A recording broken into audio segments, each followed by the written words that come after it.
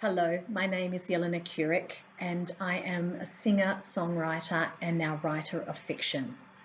I have lived in the western suburbs of Sydney for most of my life. I started writing Pero's song in 2016. It is a work of fiction and ultimately a story of redemption. It is set in 1980 and starts in the western suburbs of Sydney. Pero is a Croatian immigrant. He is married, has children, is a philanderer, gambler, and drinks too much. He was once a brilliant musician, but he no longer plays. On the day that Tito, the then leader of Yugoslavia, dies, he also receives a letter from his sister telling him his mother is dying and she wants him to come home. But going home for Pero means facing his father, who he is estranged from, and also facing his best friend, who he betrayed. Pero goes on a hero's quest through Croatia and Bosnia-Herzegovina in search of answers about his father's past during World War II and his own. This is fundamentally a Croatian story. I use music and lyrics.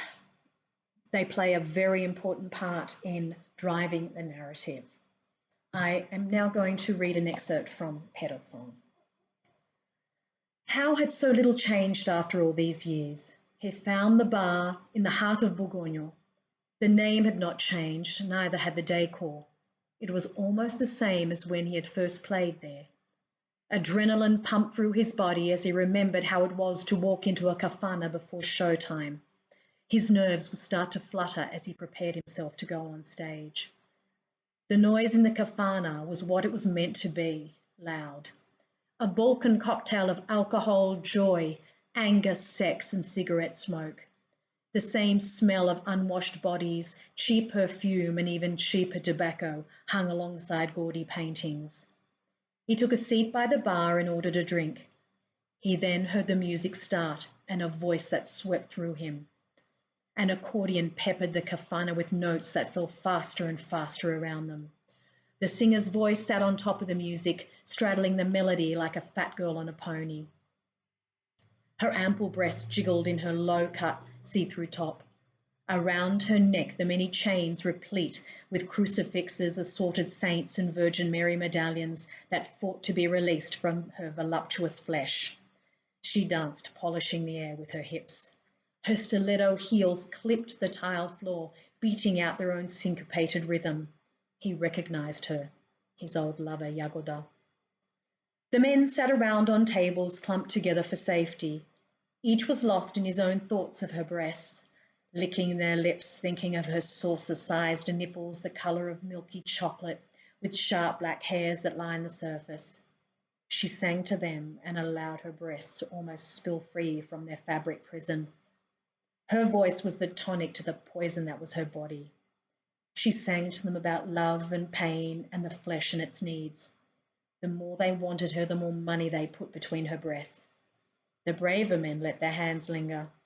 Pero watched them. He had nothing but contempt for these men. They were greedy cowards. Jagoda was a pavaika, a singer who used her body and voice to sing songs and get tips to earn a living. Her hair was black and she did her best to hide the greys that were now starting to betray her.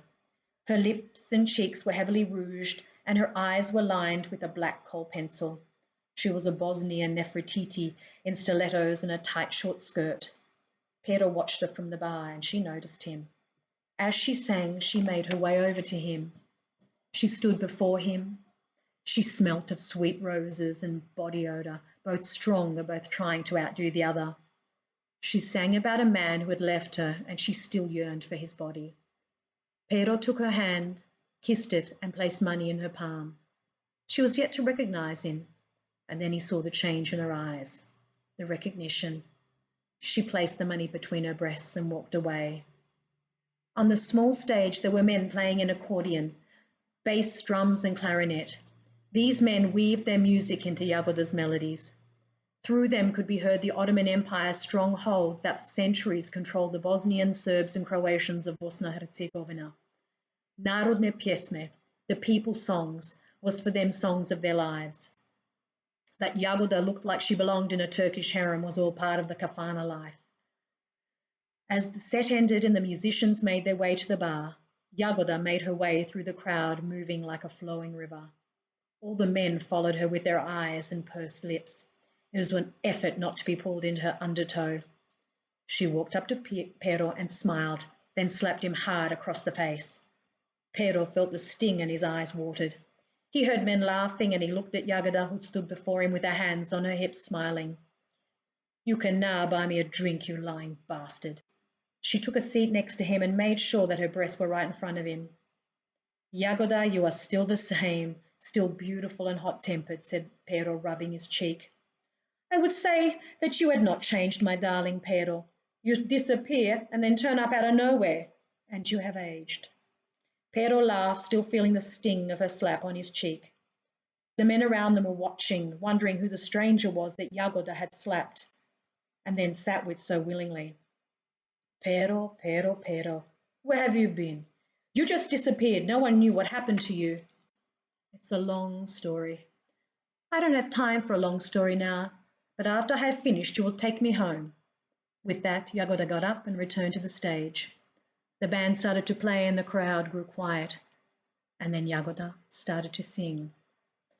Daj mi ljubav, daj mi sve, daj mi ljubav, daj mi nje. Jagoda's voice carried with it each person's heart. She was no longer simply an object of lust, but a mother, sister and lover, someone to hold their hands and wipe their tears as they remembered their lost loves. This was not a soul in the kafana, not man, woman, young or old, rich or poor, who had not lost love and who had not cried for the memories of someone they had loved. The tears flowed, and all in the kafana were one.